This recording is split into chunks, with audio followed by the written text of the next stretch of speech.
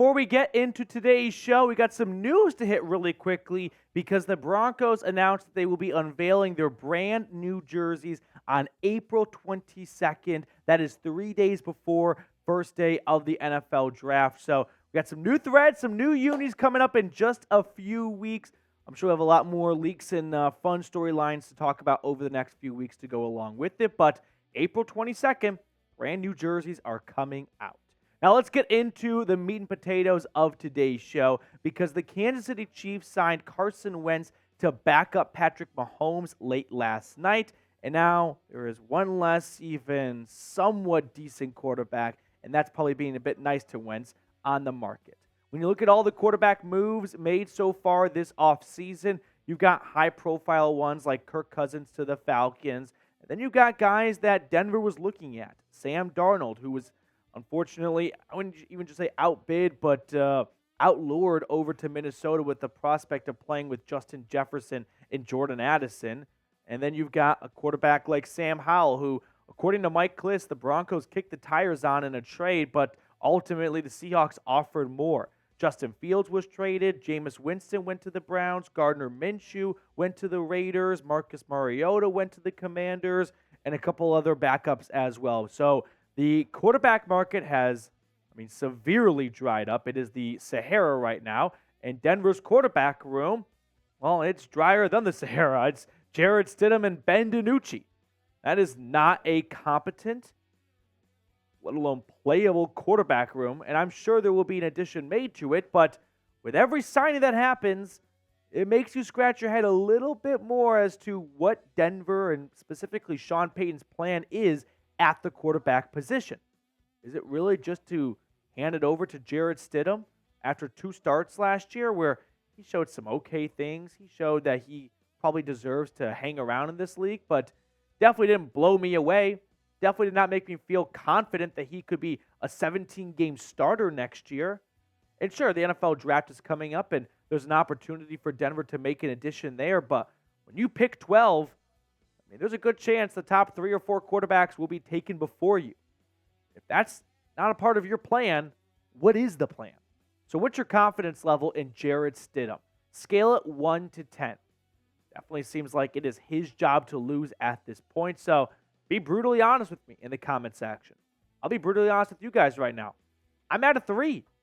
How can I be much higher? He started 2 games for the Raiders 2 years ago, 2 games for the Broncos a few months ago.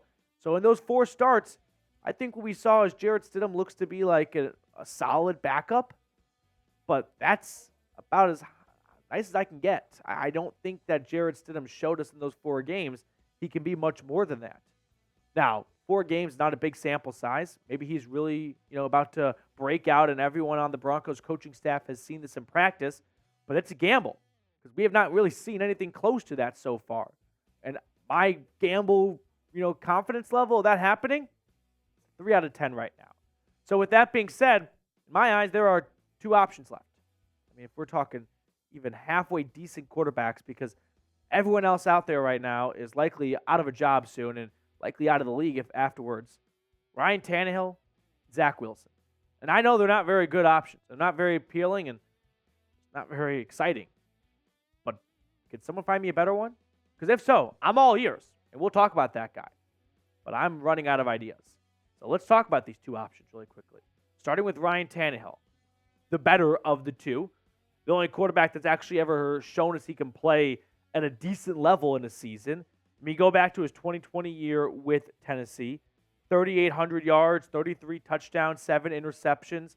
And then the demise, right? The downfall. And you can just see it get worse and worse and worse over the next 3 seasons, going all the way from 33 touchdowns in 2020 to 4 touchdowns and 7 interceptions in 10 games with the Titans before getting benched for Will Levis in 2023. I think you can keep an eye on this after the NFL draft. My gut feeling is Denver goes into the draft with a quarterback plan, right? Guys they would love to see available at 12 and hope are available in round number 3. And if none of those guys are available when Denver is picking, then they come out of the draft and they go, okay, well, Ryan Tannehill is not going anywhere. I don't think any team is rushing to the altar to sign him over the next 2 weeks. So If we don't get our top guy in round one, let's say it's J.J. McCarthy, which right now feels like a long shot because it seems like you're going to have to move up to the top 5 to get McCarthy. And I don't know what kind of offer Denver can make to get that done. If the Vikings are interested as well, Minnesota will definitely put together a better offer. So you need 2 teams to trade out of the top 5, and that doesn't seem like it's likely to me. And then you look at a big wait till round 3, which maybe Denver trades into round 2, but with what ammunition? Like, they don't have another third-round pick to offer. They want to borrow from next year's draft stock? Maybe. They did that last year. Can't rule it out. But to me, it doesn't seem like that's an easy thing to do. So if they don't get the guy they are hoping to find in round number 3, insert Ryan Tannehill in the first few weeks of May. Now, we're going to talk about Zach Wilson next on the show, but today's sponsor is Game Time. Spring is here, which means we've got some baseball to watch, along with playoff basketball and hockey soon, and you should not have to miss any of the action because of ticket prices. With Game Time, you can get killer last-minute deals and all-in prices for all the big events. I love that Game Time gives you a view from your seat before you purchase your ticket, so there are no surprises when you show up. Plus, we all know hidden fees suck, but Game Time gives you an all-in price option, so you really know how much the tickets are going to cost. Download Game Time today and use code CHATSPORTS for $20 off your first purchase. It's the best place to find last-minute seats. So once you download the Game Time app, create an account and use that code CHATSPORTS for $20 off your first purchase. Terms apply. Again, create an account and redeem code CHAT Sports for $20 off. Download Game Time today. Last-minute tickets, lowest price guaranteed.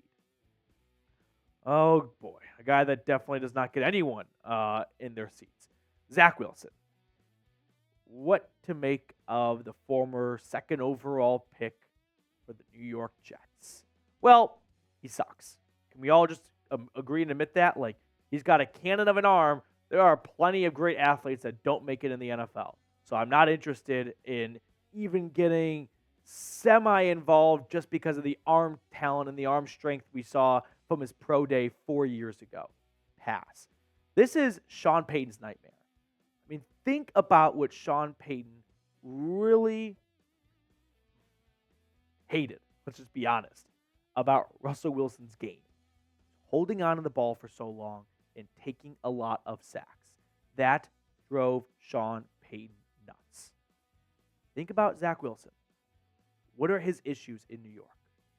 It's holding on to the ball for too long, taking sacks, or leading to turnovers, whether it's a fumble or an interception. I don't see a world where Sean Payton decides, let's move on from Russell Wilson to get a worse version of Russell Wilson in Zach Wilson because he's got a slightly stronger arm. No. I would be shell-shocked if Zach Wilson got traded to the Broncos. I think he needs to sit for a year, and that's not in Denver, right? It would have worked in New York last year if Aaron Rodgers did not get hurt and he could have sat behind him and learned for a season. What is Zach Wilson really going to learn from Jarrett Stidham? This is not a good spot for Zach Wilson. It's not a good fit for Sean Payton, and I'm not interested in it at all. Give up a 7th rounder, sure, you're not going to miss much.